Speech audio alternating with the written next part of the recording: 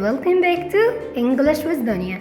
بصراحة في كلمات كتيرة جدا بنقولها غلط بالإنجليش من غير ما ناخد بالنا، وده اللي هقولكوا عليه دلوقتي. يلا بينا كده بصوا على ال3 كلمات دولت. أكيد طبعا بنقولهم غلط، يلا بينا ناخد كل واحدة لوحدها.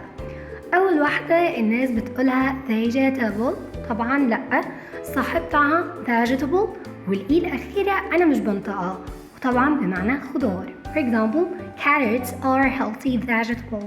أوكي، تاني حاجة عندنا هي culture بمعنى ثقافة.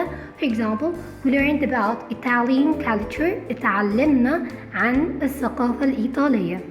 وآخر واحدة language بمعنى لغة. For example, she speaks 3 languages. هي بتتحدث ب3 لغات. باختصار لو لقيت نفسك بتغلط في الكلمات دي فما تزعلش، اكيد كلنا بنتعلم. ولو عايزين اعمل لكم فيديوهات اكتر عن نطق الكلمات الصح اكتبولي في الكومنتس ايه اكتر كلمة انتوا بتغلطوا في نطقها. دمتم بخير. That's all about it and see you later. Bye.